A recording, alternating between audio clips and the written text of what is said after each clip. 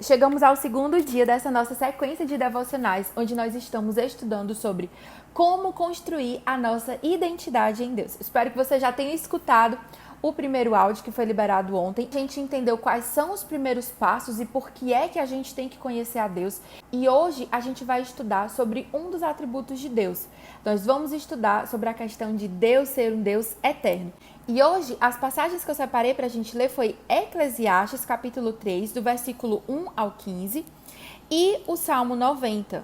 Eu não vou ler aqui com você todos os versículos para não tomar muito do seu tempo, mas eu sei que você já leu eles em casa. Então vamos lá.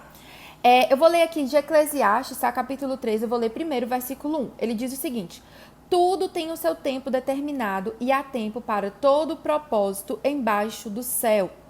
Ele fala também lá no 11 o seguinte, desse mesmo capítulo de Eclesiastes. Ele diz que Deus fez tudo formoso ao seu devido tempo e também pôs a eternidade no coração do ser humano, sem que este possa descobrir as obras que Deus fez desde o princípio até o fim.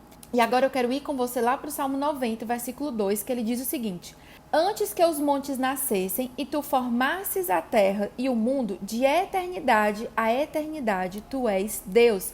Versículo 10 e versículo 12, ele diz o seguinte: os dias da nossa vida sobem a 70 anos ou, em havendo vigor, a 80.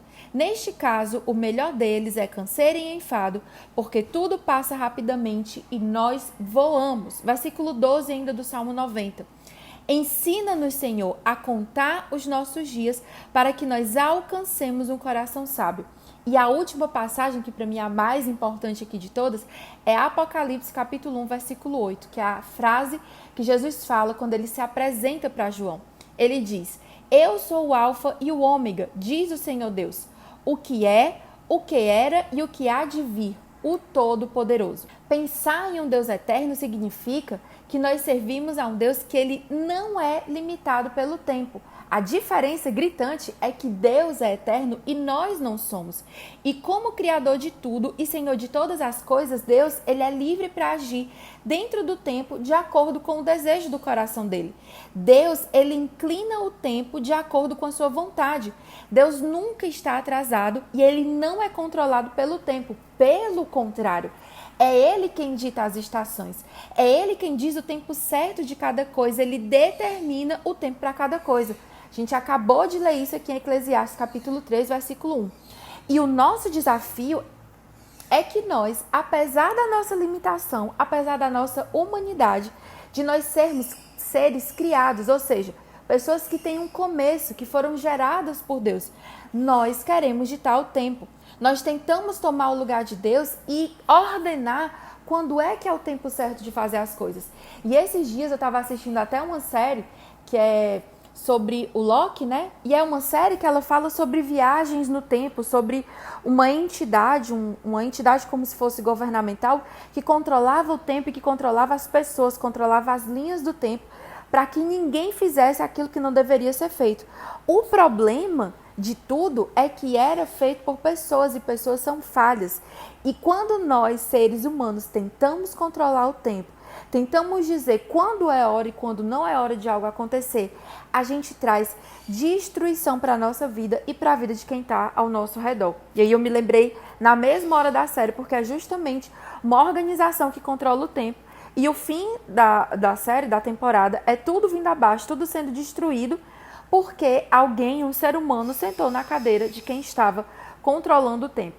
E nós temos uma extrema dificuldade de aceitar essa limitação que Deus nos colocou. E quando a gente faz isso, quando nós não aceitamos essa limitação, nós nos rebelamos contra Deus. É uma maneira sutil de dizer: Deus, eu não concordo. Eu não acho que o Senhor, que é o Criador do universo, tenha razão em ditar o seu tempo. Eu acho que a minha opinião, na verdade, é melhor. E como é que isso se manifesta na nossa vida? Nós, inclusive, pensamos sobre isso aqui na nossa última aula, na aula 008, que foi sobre a procrastinação. A gente tem duas saídas erradas para tentar controlar o tempo.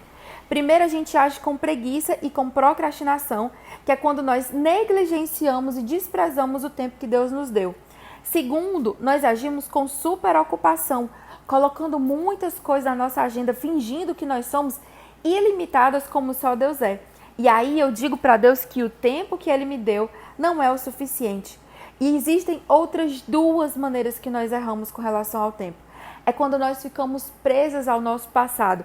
Seja porque o nosso passado nos feriu, nos magoou, seja porque a gente tem remorso, a gente carrega culpa de algo que nós fizemos no nosso passado, ou seja porque o passado tenha sido muito bom e a nossa boca vai dizer, ai, tempo bom era aquele, ai, tempo bom era aquele.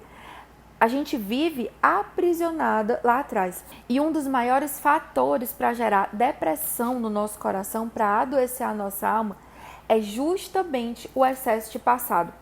A quarta e última questão que eu quero pensar aqui com você é quando nós ficamos presas no futuro. A gente fica ansiosa. E Pri, tem algum problema planejar e pensar nas coisas que vão vir e sonhar? Não. O problema é você deixar de viver o hoje, o seu presente, porque você está focada lá no seu futuro. E a solução para esses desequilíbrios do nosso coração, seja a negligência, seja a superocupação, seja viver aprisionada no passado ou viver ansiosa demais pelo futuro, a resposta para isso está no Salmo 90, quando ele diz que nós precisamos aprender a contar os nossos dias com sabedoria. Isso significa que a gente precisa viver plenamente o nosso presente. E viver esse presente é viver sem a negligência, sem a procrastinação e também sem a superocupação. É viver em equilíbrio. E como é que a gente faz isso na prática? Primeiro é tendo sabedoria para remir o tempo e usar esse tempo como forma de adoração a Deus. Tudo na nossa vida, todos os detalhes, tudo que a gente faz precisa ser visto da perspectiva que é um tempo de adorar a Deus. Existe até um livro que fala sobre isso, que é o Liturgia do Ordinário. Se você quiser entender mais sobre como o seu dia a dia você consegue enxergar a presença de Deus e adorar Ele, esse é um ótimo livro para você. Segunda coisa que a gente precisa fazer é investir o nosso tempo no que realmente importa, no que é eterno. A gente fala que pensa no céu, que pensa nas coisas do reino de Deus, que ama a nossa família, mas aonde é que nós estamos gastando o nosso tempo? Eu já vivi uma época em que 12 horas do meu dia era para trabalho. E eu saía do trabalho, mas o trabalho não saía de mim. Eu ficava conectada, eu ficava respondendo fornecedor, falando com outras pessoas, cobrando as pessoas que tinham que me entregar a meta. Eu ia dormir pensando no trabalho, sonhava no trabalho e acordava com isso.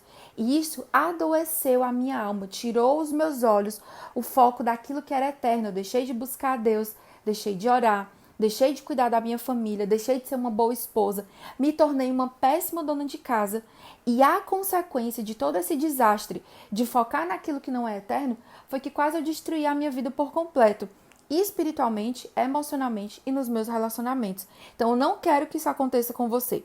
Então, vamos lá. 3 passos que eu estou te dando aqui. Ter sabedoria para remir o tempo e viver cada instante entendendo que é um tempo de adoração para Deus. Investir o seu tempo naquilo que é eterno. E o terceiro e último ponto, entendendo que a nossa identidade não está naquilo que nós fazemos. Você não é o que você faz. Você é filha de Deus, chamada para ser semelhante a Jesus. E eu tenho um desafio para te propor aqui hoje.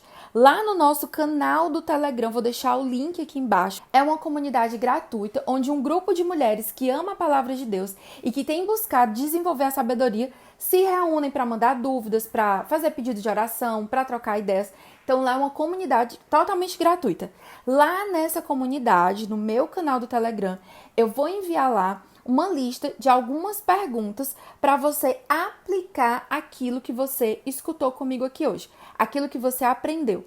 Lembra do que eu sempre falo para você, saber sobre alguma coisa, saber sobre um conceito, ler um livro, fazer um curso, assistir uma aula, não serve de nada se a gente não colocar em prática, tá? Então, se você ainda não está no meu canal, clica no link que está aqui embaixo e vem para o canal que lá vai estar liberada a atividade de hoje. Combinado? Lembra de, por favor, antes de sair desse vídeo, deixa aqui o seu like e se esse devocional abençoou, fez você ter uma visão clara sobre quem Deus é e sobre quem você é, compartilha ele com uma amiga, tá bom? Beijo e até amanhã!